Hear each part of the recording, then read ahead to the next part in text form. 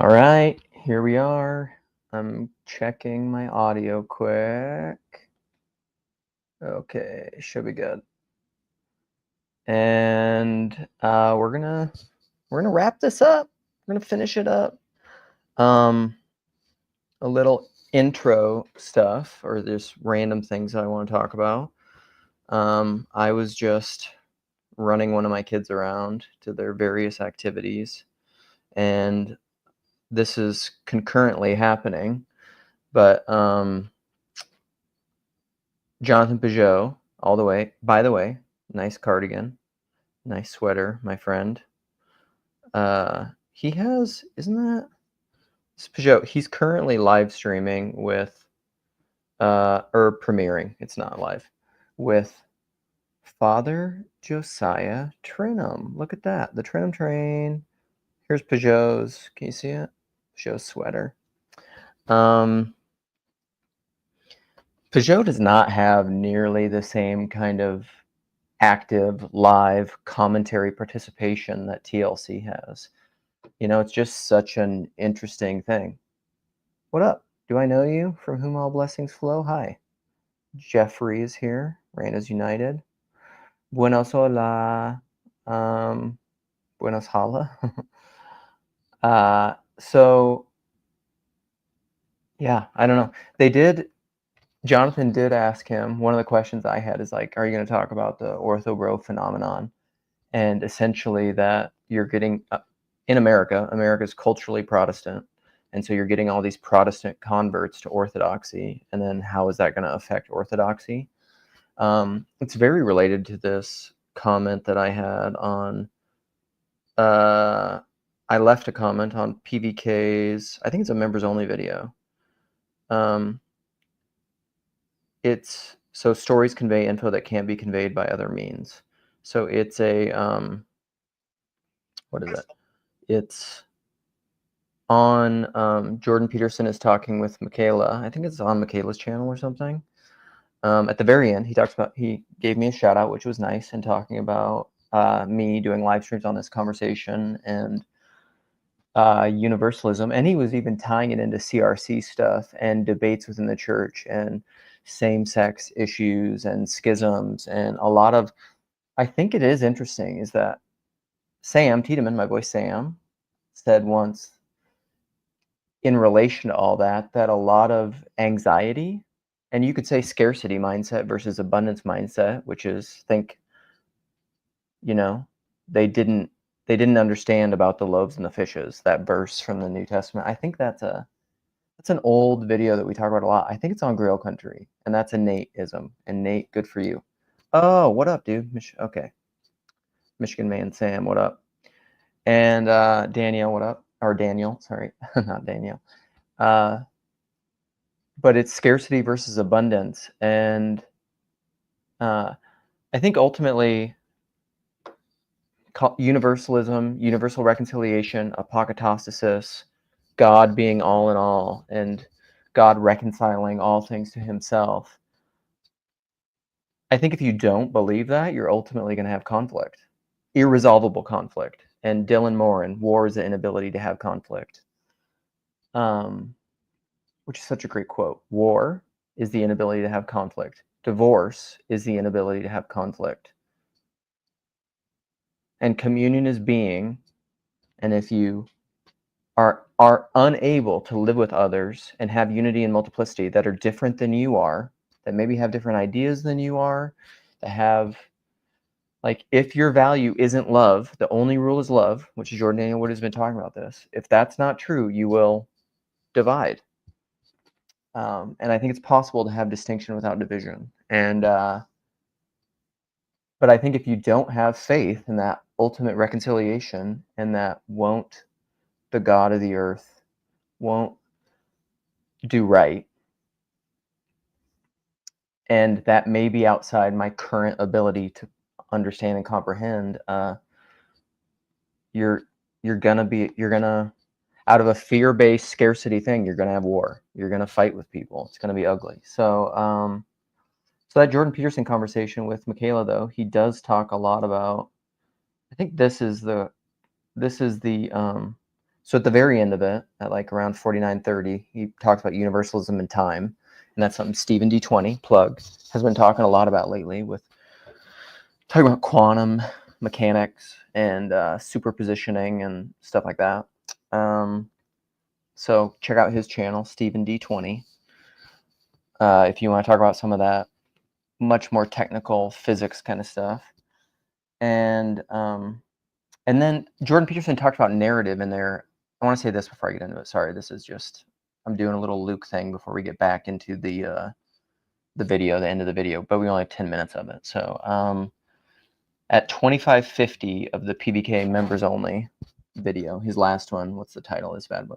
Stories convey info that can't be conveyed by other means. So that's the title of it. It was from yesterday, I think. So at 2550, I added this clarification because Peterson said, with the postmodern critique, is like, if this is true, if he says that postmodernists say that we see through narratives, and I don't think that's quite right, and Peterson clarifies this, and I said, we don't see reality through a narrative. It's like C.S. Lewis talking about looking through lenses in the garden, and the object is to see the garden. And so if there's something that can help you see the garden more truly, like, that's a benefit, and narratives can sometimes do that. But like, you don't see through a narrative, but in modernity, I would say people think they do. They think they see through narratives, but thinking isn't the same as perception.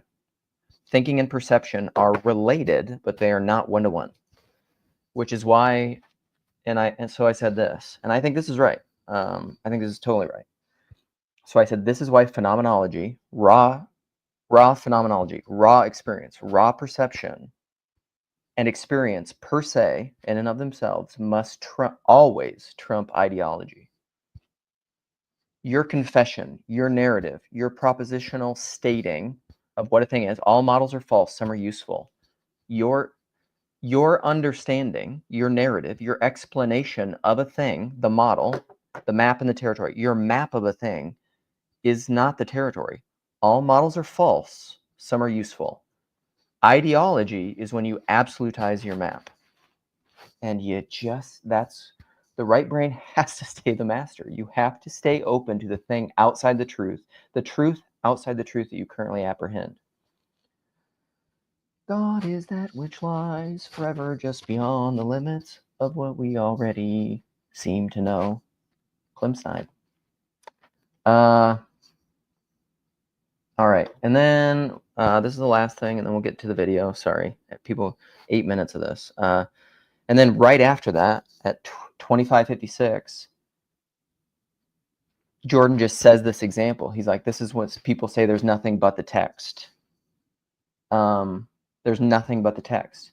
And I said, this is the hard problem of all perception. That's the way that I explain it.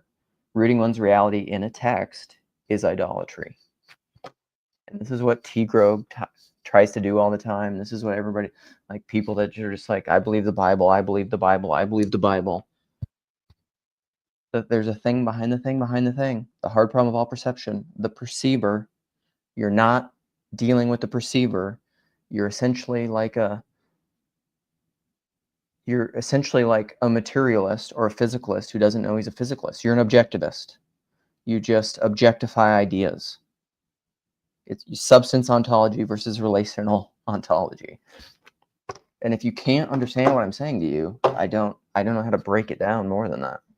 Okay, let's get into this video. 9:14 video time. He alone can undo it. He alone can put good where evil was. So, well, last question I have, and this connects to a text from Romans that I think illuminates the practicality of this, right? Romans. It's one thing for us to pontificate about evil being gone and good replacing it, but we live and we have friends and family who are hurt and all sorts of things happen. But in Romans 12:9 through, and I'm not going to read it all, but it essentially begins with, let love be without hypocrisy, detest evil, cling to what is good.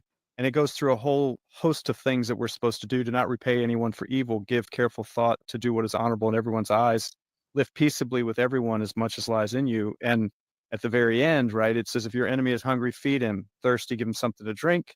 Do not be conquered by evil, but overcome evil with good. And just practically speaking, if both of you could touch on that as we conclude, living that out and playing our part in making this quote the reality that we all know and live in. I think, I mean, there's so much to say, obviously, but I'll start with this. I think the first and maybe the most important, I mean, I should be careful just saying something like that, but certainly an important way in which we live it out is by recognizing we don't have to violate people in order to try to save them from themselves. That, I think, one of the temptations we have. Dear goodness. First pause. I'm going to write it down. We don't have to violate people in order to save them from themselves. So this is what Dr. Chris Green just said, and it's excellent. We don't have to violate people in order to save them from themselves. I would also say to some degree that we ought not do that. Even ourselves probably, yes, Jess, I love you. You are here, and that is great. Okay, I'll finish this up. Jess, you can come in. You can let yourself in because you have that kind of power, and you can finish this commentary with me if you want. Lynn, what up, Lynn? Yeah, we do not have to violate people in order to save them from themselves. This is the benevolent, let's find it. The benevolent dictator.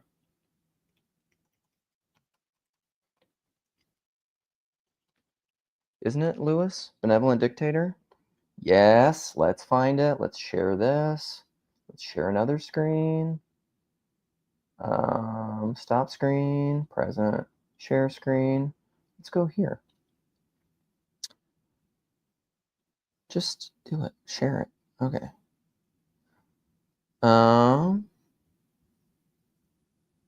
Okay. Add. How? Just get off of me. All right, here we go. Of all tyrannies, a tyranny sincerely exercised for the good of its victims may be the most oppressive.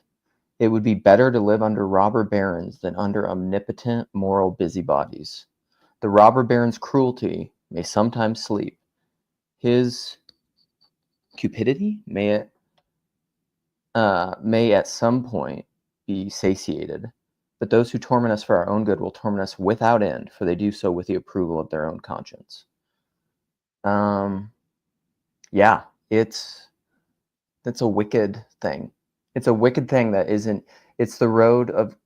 It's good intentions paving the road to hell.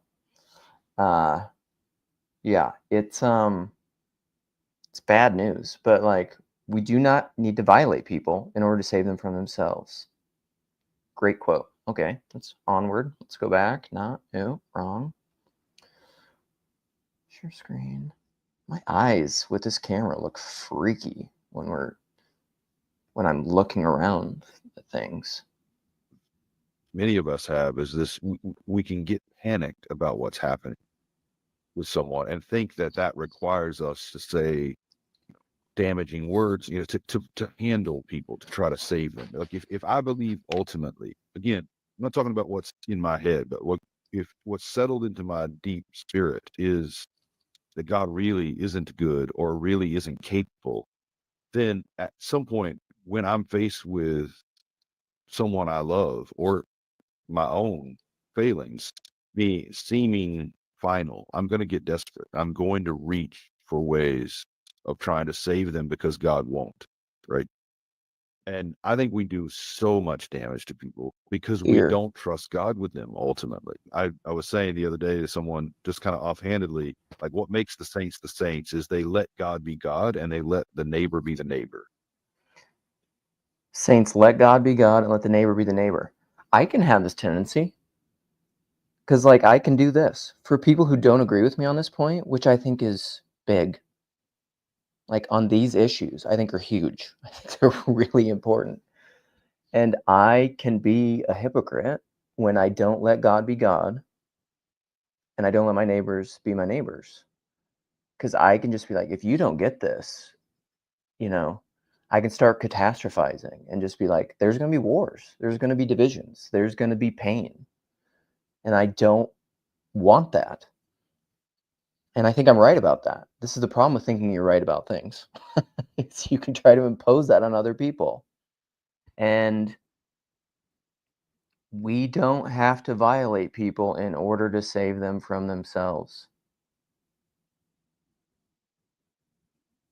You know, so good. And that's actually really hard for us to do. Let God be God and let people be who they are, and not try to step in on God's behalf to rescue them from themselves. So I think one of the things we can do that's practical is live much more open-handedly with people. Recognize God is good at being God and being their God. And I don't have to do that out of fear that he's not actually good or actually capable. He is. And he's going to be good to these people around me. I don't have to somehow redeem them. So it gives us a way out of Messiah complexes and messianic ambitions, I think. More than that, but also that. Okay. Messiah complexes. Let's touch on that. There's a negative Messiah complex, but this is like Christ the eternal Tao. There's always a seed in everything. And can we redeem the seed? We are meant to be Christ to the world, right? As Christians, that's the whole idea. So then we're supposed to be the Messiah of the world. This is the Christ and Antichrist are a hair's breadth thing, because like I was talking to my wife the other day and I was saying, I feel responsible for everything. I mean, there's a hyper pietism, and part of that is ego, and part of that is pride, is that I think I'm responsible for everything, and when something goes wrong, I take that on, and I feel like somehow it's my fault. If I was who I was, if I was who I'm supposed to be, who God calls me to be, it doesn't mean things would go well, or things would go perfectly, or things would maybe even go as I expect, because like have expectations, let go of the results, or expectations are you're future projecting. You're living in the future. You're not living in reality, which is now. You're living in a narrative, some future projected narrative and story that you're telling yourself of expectations. And is that what is your good or what God wants from you? We'll see. Chinese farmer, right? And so with a Messiah complex, you don't have to violate people to save them from themselves. This is where you don't need to do that in a hyper masculine way, I would say, where you assert and impose your will on someone else's. But I think you do need to do that in a Christ-like way, which is following the steps of Mary. Let it be to me according to your word, and dying to yourself. Kenosis by kenosis. That is how a Christian has a proper savior complex, is you self-empty. You become the incarnated Sitsum. All right, back. Thank you, Jordan. Yeah, I actually I don't have much to add other than to kind of underwrite Chris said. I think the mentality is this is kind of the way I boil it down. Anything evil will be obliterated. Anything good will not be missed out on. Leaf by And nickel. so I had to learn, and I think it's interesting because it liberates you in both directions, right? If I really think evil is like a even if it's just a permanent monument of the past that I'll forever be reminded of, it can kind of create a bitterness, and I can't really maybe let go, or I'll try to justify it because it's always kind of there. No, you can tell the truth about evil because it will not last. But also anything good, like this sort of sense that I need to grasp from the fruit of the tree, right? To go back to Genesis, I need to grasp at it because it's only going to be there for a little bit of time. And I might, again, creation as one go, I might miss out on it. And I want to get as much stuff in my basket as I can as I'm running through. And the thing is, if anything is good, it's eternal. And if anything's eternal, you will have all the time you possibly could need to enjoy it and to experience it as it is. And so I don't need to gather it all in this kind of avaricious way in this life, because to do so is to already misjudge the world, to misjudge God and His goodness, and to misjudge yourself, because you're destined to enjoy. Like I think I often I like to look at the stars at night. I've mentioned this before. They're so far away, I'll never get to see them. If you left now at the speed of light, you won't get to see them, right? Most of them are too far away. But of course, to me, you can read that as there's a tragedy. Like, man, God made a lot of stuff that's basically just useless to us, or as a promise. Yeah, God made nothing that's useless to you. So it must be that, your destiny is to transcend the limits you currently perceive as absolute, but they're not absolute. And so that's a kind of qualitative spiritual judgment, which gives you, I think, the Neo. mentality Chris was saying, the ability to sort of let go a little bit. It's good. Thank you so much. So good to see you, Chris. Yeah, Build Great to back see you, better, Chris. Yeah. Abby. great to see you guys. Thanks for interrupting vacation. I hope you have a good week. Oh yeah, we will for sure. We will for sure. Good. Thanks so much for having me. It's good to see you both again. Jordan, we'll talk soon, okay? Sounds good. All right. Take care. Thanks, guys. Is that it? Is there a closing out thing? Okay, what do you say in the closeout of this, buddy? Today's episode of The Plunge is a Sir Jordan Daniel Wood. I couldn't resist. And also because it offered a tremendous value to the listener. Beloved favorite word What are of we? the new middle grade fan. Oh, we talk about perichoresis and stuff. Okay, I guess that's basically it. I thought, did I miss the part? Or we must have already covered it, where he talks about what is in Lilith's hand at the end. Maybe that's in part 2 or something. Anyhow, part 3 is very good. I'm going to stop the screen. That's it. And I will invite people in to play for a little bit. I'm going to be here. How long am I going to do this?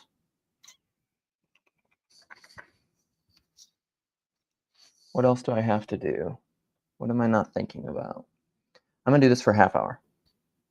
There we go. That's my decision. And if somebody wants to take it over that I trust, then I will let it keep going. Otherwise, I won't.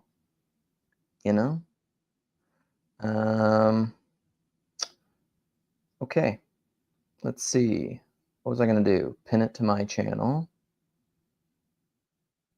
Going in here to pin. I can hear myself talking. That's dumb. Stop it. We are not done. You can come in, Steven. Come in if you want. Let's see. Jed. We got to deal with Jed if Jed's here. It all depends on the text, Luke. I've been basing my life solely on the writings of Hunter S. Thompson for some time now, and let me tell you, brother, it's been one heck of a ride.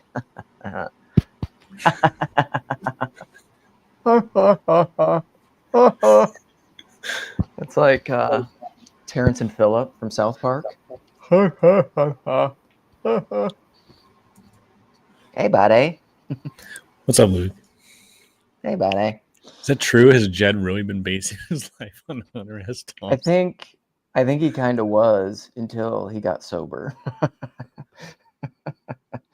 Jed was a wild boy.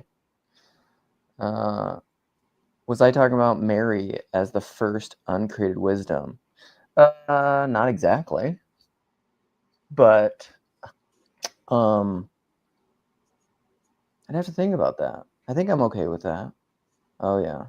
He's working. He's making single malt whiskey is what Steven's doing. Or he was doing that the other day. Dude, I live vicariously through Steven just making things like single malt whiskey, natural wine. He's just like, I love it when I find people who are doing things. I have Steven's profile pic. Nice. What is it? Tell me about it. It's Emily Verdun's. Yep. It's her. It's Moses in the Nile. Oh, dope. He's in That's the sweet. waters. I reached out to Emily, and I was just like, with your picture that you just mentioned in your last, not the best Jordan, but the second best Jordan, Second best. second best Jordan Hall. Oh my gosh. Sorry, yeah. my thing froze. Yeah, you Keep are going. free. Okay, but I reached out to Emily because that image that you have of, I want this done as an artwork so bad. Of I was that actually image, thinking about asking her to, but I know she's busy with a life. move, a move, and life and baby. Yeah. So, But I think that would be amazing if she did it. Cause like yeah. even like when I first was thinking about that imagery, I was thinking of her. Yeah. Yeah, it is. I did too. I had that exact image too, because it seems kind of psychedelic. And it's interesting with Steven here, he can put in the comments, but even thinking about quantum, super determinate, superpositioned Jesus, or the white stone name, or the thing that's outside of time, which makes me think about origin. Somehow Steven needs to bring in talking about origin and theology and quantum mechanics and physics, because I think that's what it is.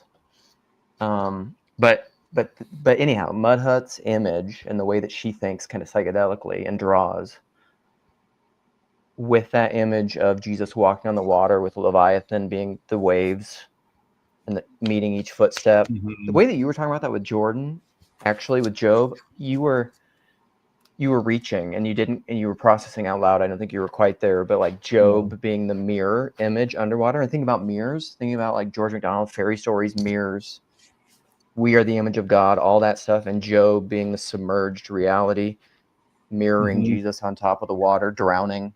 Yeah, and also, death. there's also the conscious, unconscious imagery, because Yes. what's below the water is unconscious. And then Matthew Peugeot had talked about the still waters being the mirror. Like that's the first mirror encounter where we Yeah, actually for see a sure. reflection of ourselves. And there's that too. Yeah. How does that relate to looking into the still water mirror at nighttime to see the stars? What do you mean?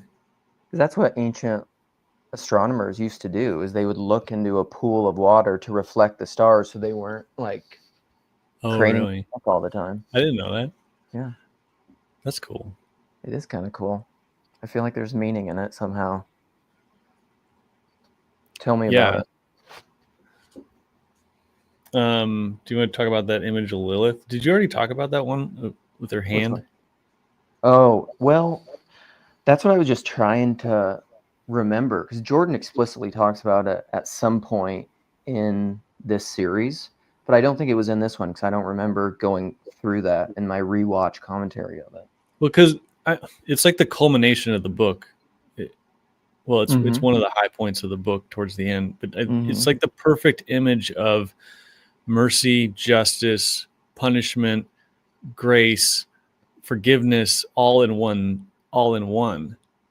And like you don't have like it's so good, because I think if you're wanting to see punishment, you can see it in there. If you're wanting to see grace, you see it in there. And if you want to see justice, you see it. But it's all the things all at once, which George MacDonald does so good. Which is normally like it's the normal criticism against like a universalism or a reconciliation of all things is that, oh, you're just dispensing with justice because of your feelings or whatever. Yeah, that's my most annoying straw man of the kind of universalism I talk about. I'm like, that has never been anything I've ever said. Right. But yeah. Should I describe like what the scene was? Yeah, sure. For people, let's do it.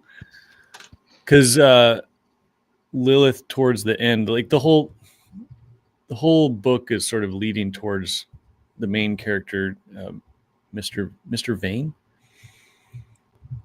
He's going to have to go to sleep, and it's it's all a sort of he gets asked to go to sleep in the beginning, but he won't allow himself.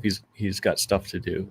By the way, Jordan talks about in there how there's a lot of wordplay going on there, and it's almost like a triple entendre or something, because vain, vanity, window pane, vain, Mm-hmm. and then The weather vane, it like points weather- the direction. yeah, there's a lot going on Yeah. with vain. Yeah. So anyway, he's going towards that. He's about ready to go to sleep, and then Lilith is too, and she has never gone to sleep. Like, she's roaming around. You know, Jordan Daniel Wood, I think, talked about this in the No death. where she was like changing her form. She was going from one. She would turn herself into a cat and like all this stuff, but she never underwent actual transformation that death is representative of. So she was like mimicking that. So she was like unchanged, but always like changing her shape. Anyway, so she gets to the end and she's asked to go to sleep as well. So and I forget, is it an angel or something talking to her? I don't remember. It's been, because really I've read Lilith once, and it was I 10 can't years remember. ago. But it's whoever's like they're entrusted to like make people comfortable and then put them to sleep and then sort of watch over them or whatever. Mhm. And so Yep. like you have to go to sleep, but you have to release what's in your hand Yeah. before you can. She's like in her hand, so she's gripping onto something, but it's all atrophied. And she's been holding on so long. It's like she's been ossified. holding on so long, and she doesn't even remember what's in it. Like, Mhm. this is so she doesn't even remember what, and she's like, I can't open it up, and so the angel is like, you have to let it go, or else you cannot go to sleep. And so what ends up happening is the angel cuts off her hand. So this was a question I have. Does the Mhm. angel ask, I think he does, right? Can I cut off your hand? yeah.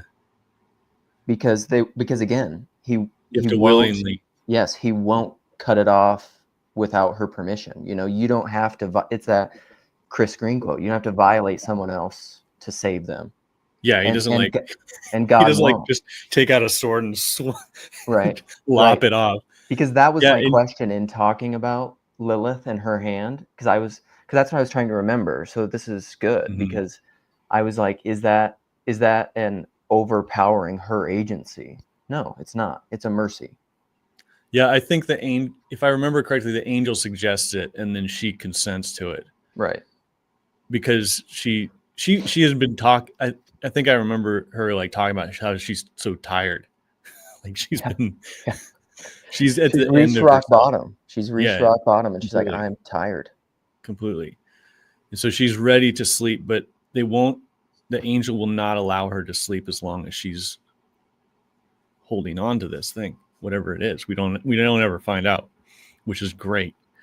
Anyway, so then the angel suggests that we'll have to cut your hand off.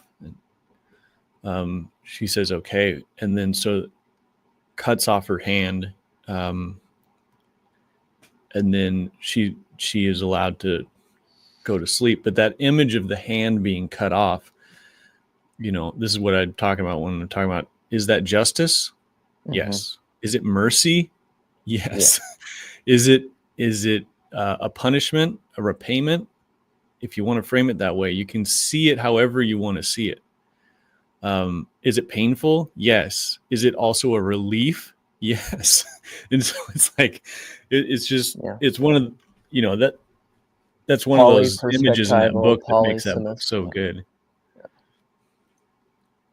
Yeah. MacDonald's excellent. And that's kind of why I like fairy stories or anything that's true, is it's just like, that's when I first discovered that word. I mean, it goes into, it's related to the one-to-one correspondence theory of language versus the many-to-many, and that words are icons and they're polysemous like this. And fairy stories are very much that way. You'll see whatever you want to see. Mm-hmm. because it's there, because it's all there. Mm-hmm.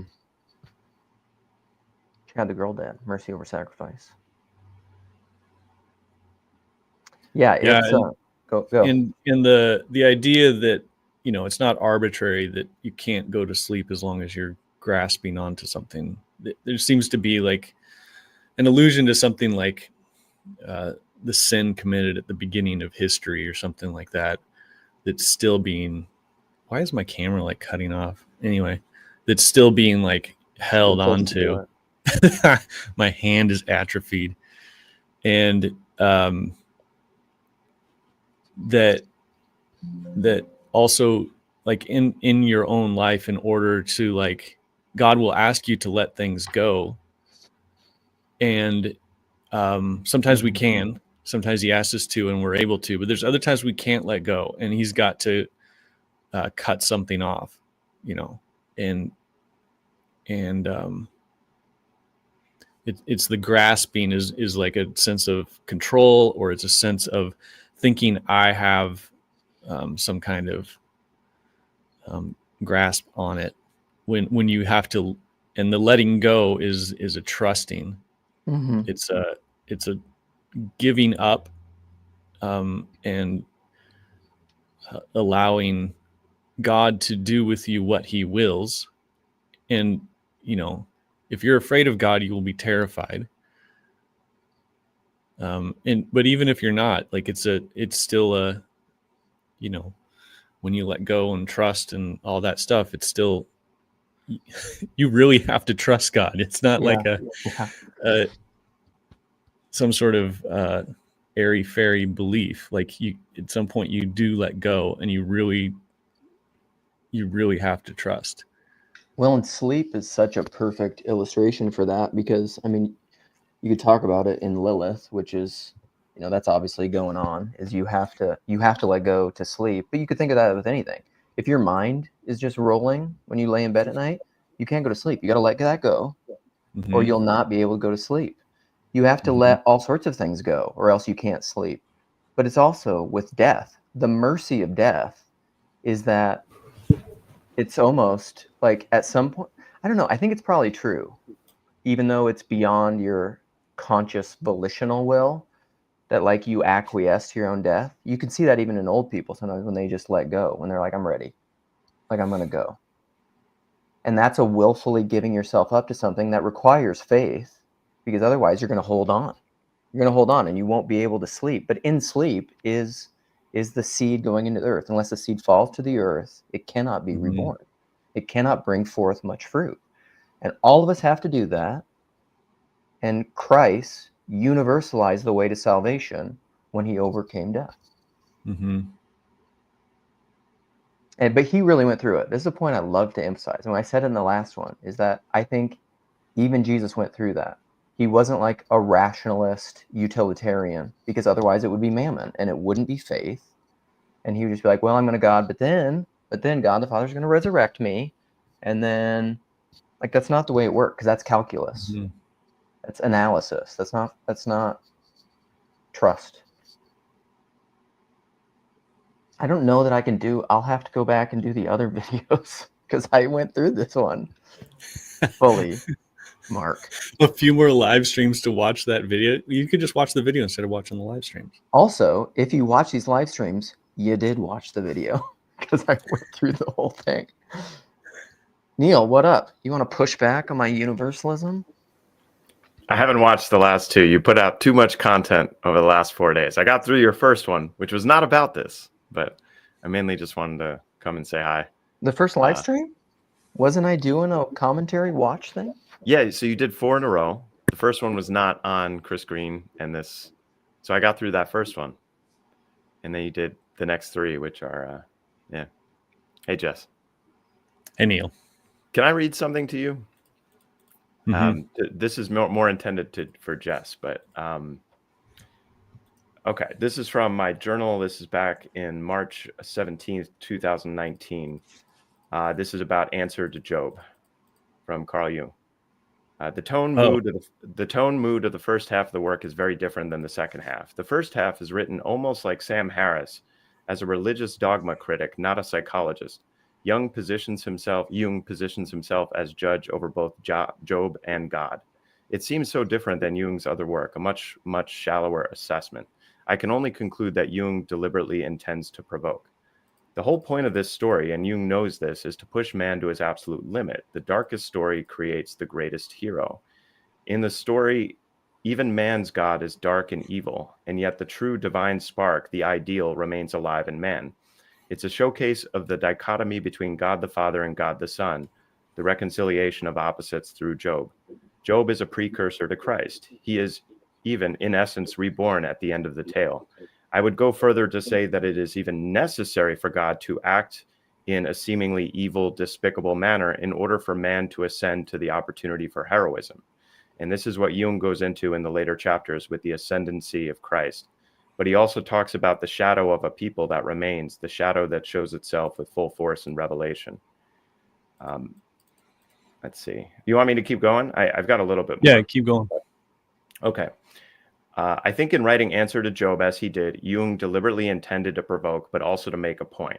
The point that in the few hundred years immediately leading up to Christ, where the Jewish people were awoke with Greek philosophy, reason, rational thinking, and simultaneously suffering so greatly through the Babylonian exile and beyond, and simultaneously struggling to justify the, I'm going to change my word here, the challenge of Yahweh, God of their ancestors, the questions posed by Job were absolutely essential.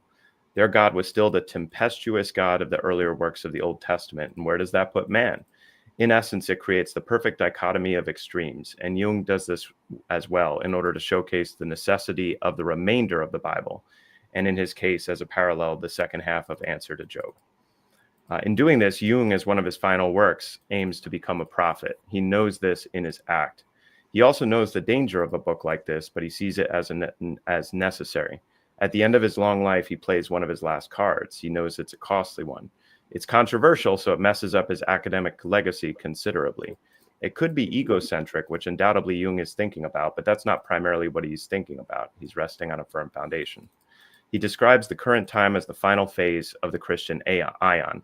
It's unclear whether that means that relative to astrology or because he genuinely believes it is the final phase. I think it is the latter, that he genuinely believes the current dichotomy of culture and religion without reconciliation is unsustainable over the long term. It's a fracturing of the soul. In his words, we have yet to experience the true fire. With nuclear war, the sword of Damocles is hanging over our head.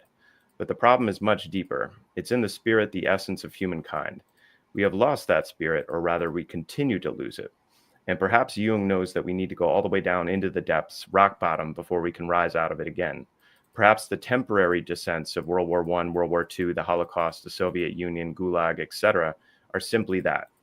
Faced with Pinker's statistics, the world is, rationally speaking, doing great, but the spiritual hole in the soul of man gets larger and larger. We fill it with more and more distractions. I do not believe it is sustainable, but I do believe it can get much, much worse. That was me writing in 2019. That was before COVID, actually. I wrote that. That was March of 2019. So that's good. The one thing that kind of changed that changed Jung's whole book on Job for me is I was listening to Bernardo Castro. You know him? Yeah, and so he's like a Castro. Castro. Yep. And he's kind of a Jung expert. But he was talking that, I guess this is from some letters that he had read, and there's some context about Jung's book on Job that Jung doesn't talk about, which is the death of his father. Jung's father was a preacher, and Jung's father died of, like, they don't know what it was, but it could have been like bowel cancer or something like that. And Jung's father basically suffers tremendously and possibly loses his faith before he dies. And this, I think that's what Jung is trying to reconcile. And so, but you know that Carl Jung had a poor he did not respect his father. I'll put it that way. If you've read Memories, Dreams, Reflections, you know, he put the most challenging questions to his father, questions about God, and he left unsatisfied. You know, he felt like he only got shallow, superficial answers from his father. I would say it's like propositional knowing. Mm-hmm. So in some ways, I didn't know that about the context of Answer to Job, but I wonder if Job is almost writing the book as a screaming prayer. That phrase is stuck in my mind for other reasons, but as a screaming prayer to God, saying, hey, like, I'm going through this myself right now. Yeah, well, in that way, like, I think Jung takes Job's lead and follows it. So Job sort of throughout the middle of the book, after his disasters and before he speaks to God, he sort of brings to bear all that he can on the situation, and he speaks as honestly and forthright as he can. He's not going to compromise his integrity, and he's going to say how things appear to him. And in that regard, I think Jung is doing the same thing. He even says, like, explicitly that in the introduction. He's like, this is not a work of theology. This is not, I know a lot of it's going to be controversial, but I just have to get this out. And so he brings to bear all of his theories and all that onto the God image, you know, and he talks about Yahweh, and he sort of psychoanalyzes Yahweh. But really he's not talking about God directly. He says, I'm talking about the image of God that we have. And so he psychoanalyzes that image, and then he comes to the conclusions that he comes to. I think I think Jung is wrong, but my camera keeps shutting off. I think Jung is wrong, but he he's being as honest as he can, saying how things appear to him. And that is, Jung has this experience after writing that book where he lived on the lake in Switzerland, and he goes out onto his boat onto the lake, and he says after he finished the book, and he says he had the happiest moments of his life. So there's something, like, I almost want to read Jung's book on Job as if it was in the middle part of Job, and we don't, Jung's book on Job doesn't have a speech by God at the end, and it doesn't have an epilogue. It's mostly just like, it would be just the speeches of Jung in the middle, and I think that's valuable. It's not complete, and I don't think he's right in what he says, but he's bringing to bear, like, his impressive theories and his point of view, which is, I've got more journal entries on this, by the way. You want me to just keep going and you can riff on it? Well, I don't know. I don't want to hijack Luke's thing, but I don't know. I think Jung ends up getting reconciled to God in the end. In some way, he still is, like, dabbling in weird, Jung always, like, sort of comes through the back door rather than through the front door of things. So he's dabbling in, reading about occult stuff. And when you could, I don't know if he had access to, like, all the church fathers or whatever, but it seemed like he didn't necessarily. He went through the route of alchemy and the things that were oppressed by the church rather than. But I had one more point. I can't remember what it is, but I think there's that image at the end of the book of Job where everyone's gathered into Job's house at the end. They comfort Job, and then they break bread with him. I kind of think of Jung as one of the friends of Job in the house of Job, but there's sort of an inherent problem with that. Is you still have to have your own encounter with God, and that's what you're bringing up now here, Luke, is intense. I think Yosef brought this up to me. Yeah, Chezi was just talking about it in the comments. Oh, okay. Yeah. Because I think fundamentally, like, Jung had to find out a reason why God would do this to his father. You know, a man who was giving platitudes and whatever, couldn't answer things, like you said, in the way that Jung would have wanted.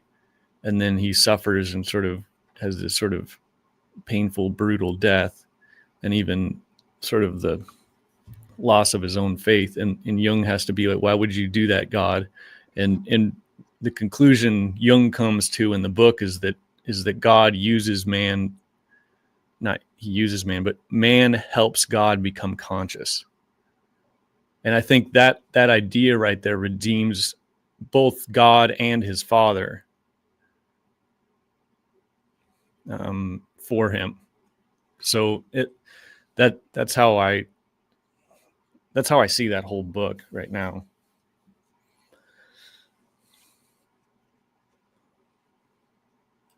Something like the autonomous good can only emerge out of evil or out of suffering, out of difficulty, and then return back to the Father. Yes, absolutely. This is why, like, the new atheist kind of thing of like, God, why pain? Why this kind of world? And this is why I think when Jason says that forgiveness is really like the core of ontology and it's what everything is about, is if what it means to be God in like almost one of the most significant senses is to forgive, and that's what salvation is. How do you forgive people who've never missed the mark? There isn't such a thing. Well, there's nothing left to do if everything's perfect. Like that kind of Hellenistic perfect. But that's not even, you could argue. I mean, this is a conversation we've had with our Jewish friends in the corner. That's not the biblical understanding of perfection. Yeah.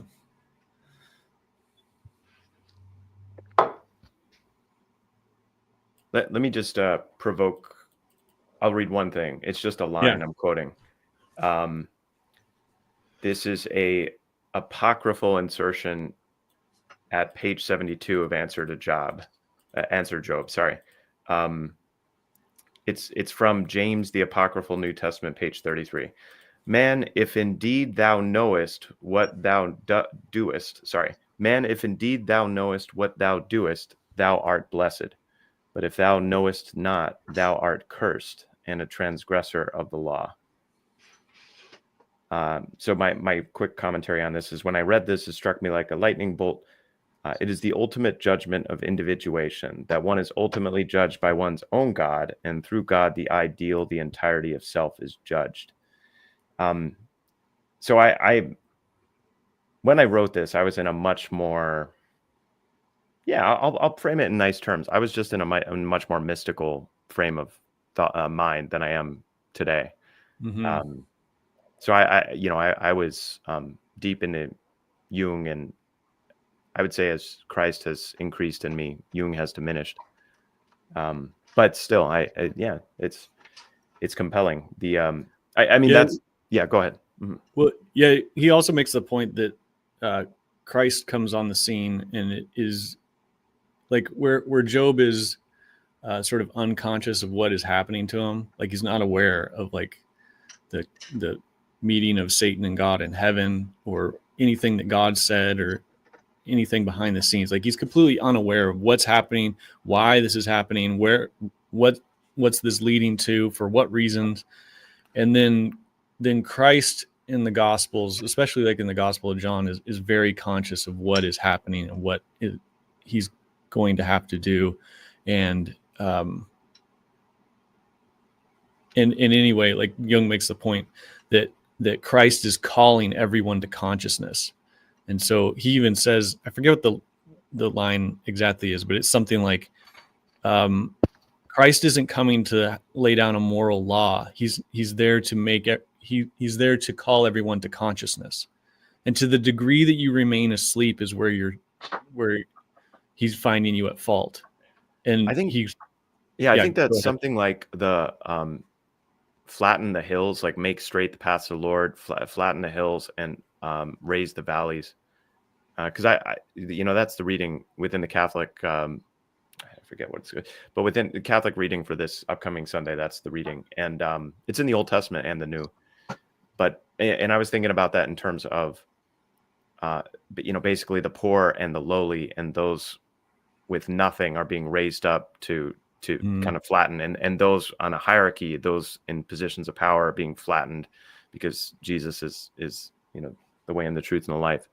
But I think there's also a part of it, like you were saying, it's when you make something conscious that previously was unknown and it kind of blows apart your previous world, then that previous world, in effect, that hierarchy collapses, and sometimes nihilism collapses, and that's the raising of the valley, because suddenly something emerges from the darkness.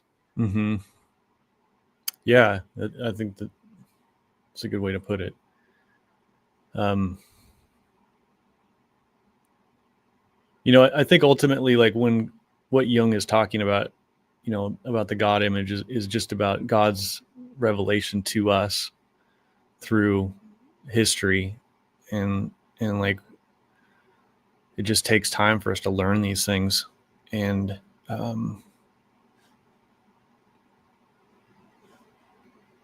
yeah, but thanks for sharing that, Neil. That was a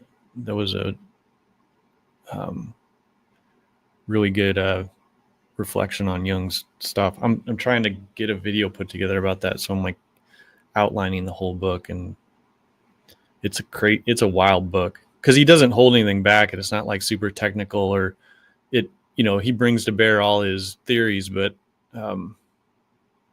it's not, and he says he's trying to come at the problem of the Antichrist, which he comes to at the end of Aeon, and he can't square, he can't figure out what the duality of Christ and Antichrist and what that means, and so he's sorting all that out for himself. Yeah, now that Luke's not here to defend himself, I mean, that's my main question and beef related to universalism. Like where is Satan in the final picture? Like in the final eschaton. I guess that's duplicative. Like where is Satan? And yeah. And I'm not saying I have the answer to that. I don't. And I guess that's where I rely back on a 2,000-year-old tradition versus thinking that, I think at various times in my life, I've presumed to think, oh, of course, God's going to redeem, or God's going to catch, or God's going to save. And every time I presume something about God, it's like, watch out, like in my own experience. Yeah, and that's that whole grasping thing. Like even, if you think, you're like, everything's going to be redeemed, and you think what those things are, and then when those things die, then you're like, you have to go back to that trust in God. But even like, I was just listening to David Bentley Hart talk about, well, he was talking about universalism, but he was kind of riffing on the payment theory of atonement, like, and then the question of who is God making a payment to? Is it a payment to himself? And he brought up that someone, I forget who it was, someone had said that God actually pays Satan, and that was actually kind of like an older idea that no one really has anymore. But then the payment was so generous that even Satan, not repents, but Satan that's the redemption of Satan in the end. Well, there are various motifs. I can think of this as an archetypal story where the good voluntarily goes into the bad and saves the bad. Like Moana, actually, the first Moana, that's it. It's like she's willing. She doesn't actually go into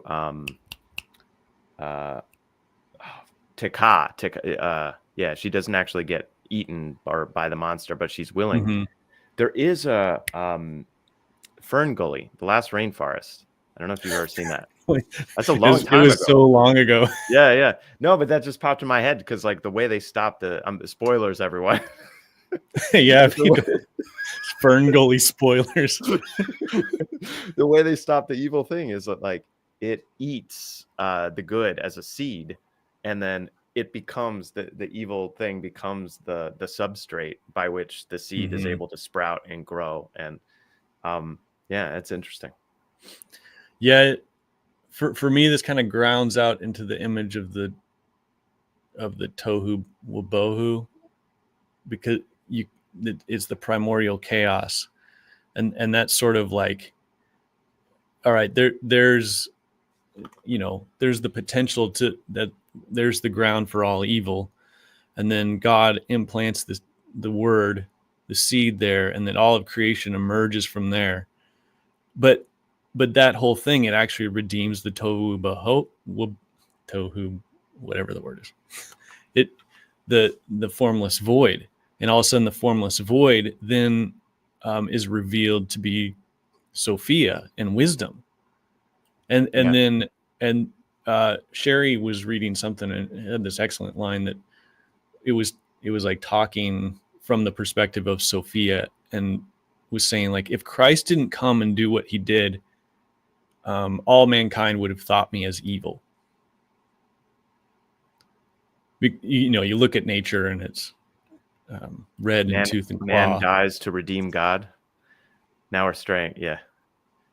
Yeah, well, and Jung kind of, Jung gets, he kind of flips everything upside down when he's like, yeah, the whole thing is we need to forgive God for what he did.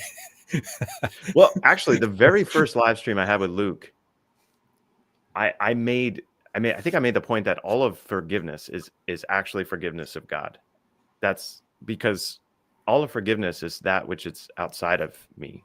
And if you believe that God's fully in control of, everything, I don't see how at the end of the day, you don't have to put all creation at the feet of God. And at the end of the day, if you put all creation at the feet of God, God has to take responsibility for that creation. I don't see any other story that takes responsibility for that creation other than the Christian story.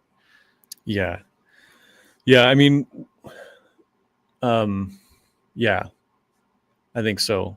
But for me, like the reconciliation of all things, it ends up, just like the formless void is redeemed and is revealed to be Sophia. Like then all of a sudden, all the problems just sort of go away in the end. Now, in the meantime, we still sort of have the problem of all the specifics that we try to, we're like, oh, I understand this now, and I understand the specifics, and we don't understand the specifics, and they sort of come on us like a wave sometimes, and overwhelm us at times, and other times we're extremely blessed and at peace, and all these things. And so I think that's why you always have to just be humbly aware and conscious of your own finiteness, and then have a trust in the God of creation that he's doing his work, and that he's doing his work, and that trust him in the process of how he's going about it. And it's always this sort of process of serving, when Jesus washes his disciples' feet, and he's like, if you've seen me, you've seen the Father. And so it's this weird, God's not controlling everything by puppet strings, but he's controlling everything by continually serving everything. And, this even gets that strange thing that David Bentley Hart is talking about the payment to Satan. He's giving himself to Satan. For what? So that everything can, be all in all once again. Reminds me of the Lion, the Witch, and the Wardrobe, where of course, when Aslan offers himself to the queen, the witch, of course she's going to accept that, but in some ways she can't hold him, because it's like holding creation. You can't hold creation. Evil can't hold creation.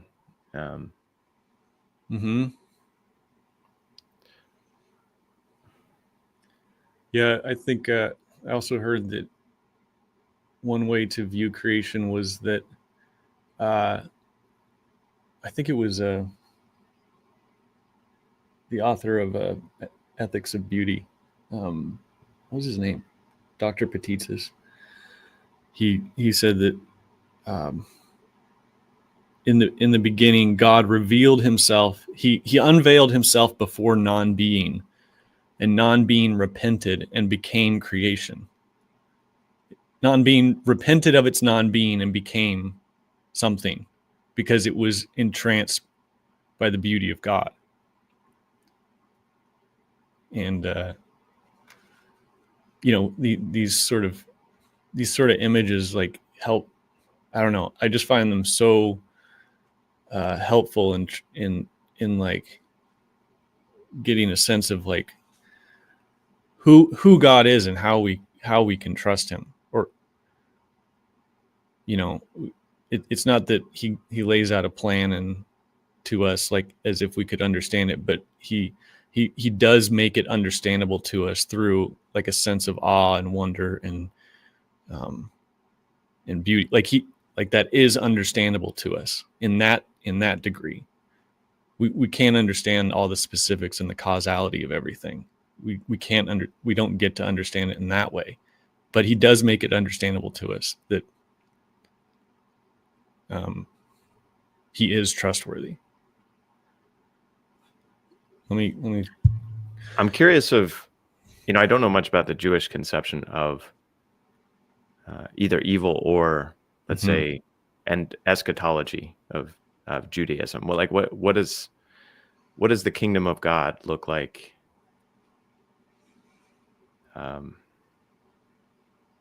Yeah. Let me read this from Hezekiah. No, a person must judge everyone favorably. Avot 1:6. Even someone who is completely wicked, it is necessary to search and find in him some modicum of good, that in that little bit he is not wicked. And by finding him a modicum of good and judging him favorably, one generally elevates him to the scale of merit and can bring him to repent. Yeah.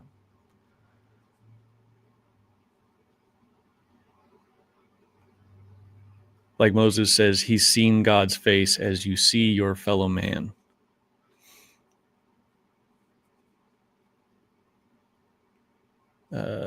We must identify the image.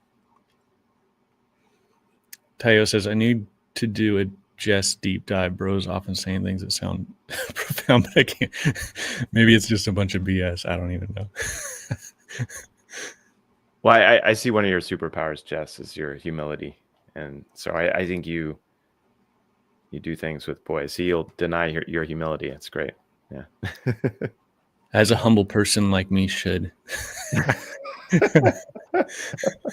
I will deny it. They all lead back to Job, Tayo. It's a trap.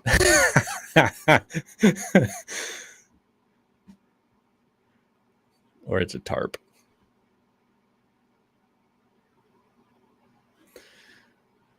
All right. Well, I got to go in like a couple minutes, but anything Sure. you want to close out with?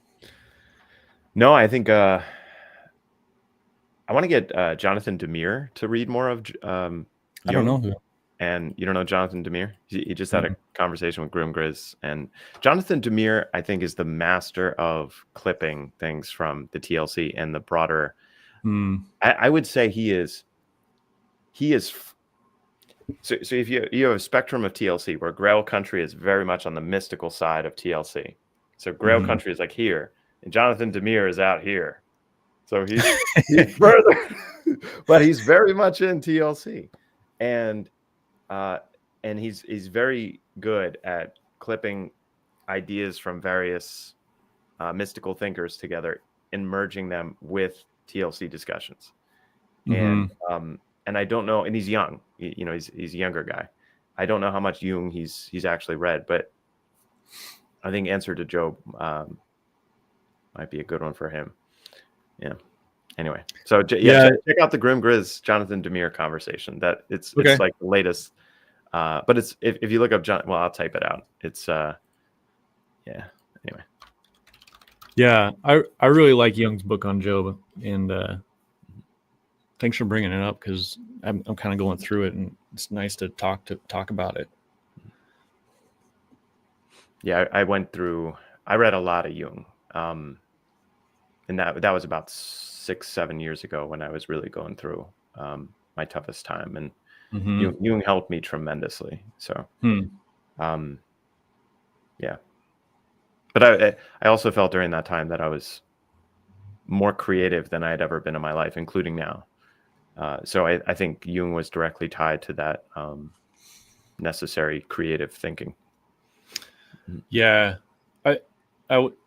whenever I read Jung, I always sort of fall into some other state, not totally different than myself, but like when I was reading his book on dreams, like I just started having vivid dreams, and I would start writing them down and stuff. And then after I finished reading dreams, I didn't, have as vivid of, it was like dream every night in succession, and I'd write them down and I'd be like, oh, that makes sense here and here and here. And so, well, he used to tell his new clients, he would say to them, do you have dreams? And they would say, no, or not that I remember. And he would say, well, don't worry, they'll start soon.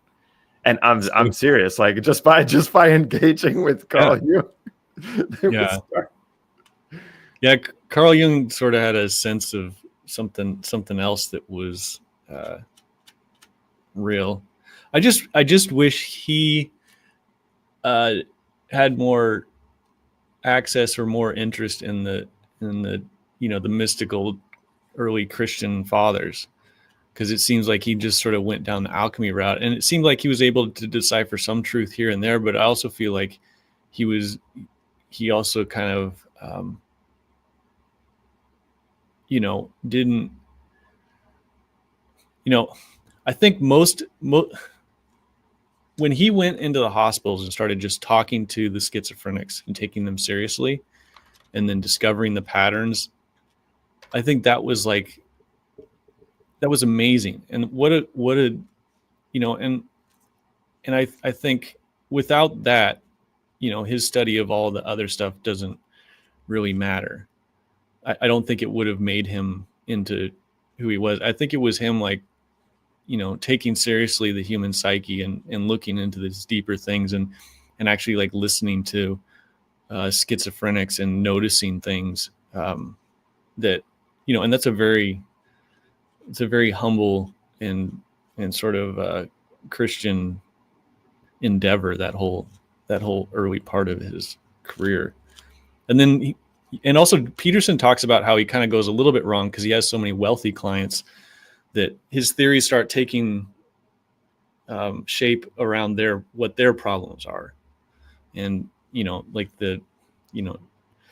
rediscovering the things you've lost in childhood, and I don't know, whatever else that may not be as universal or as important as he makes out to be.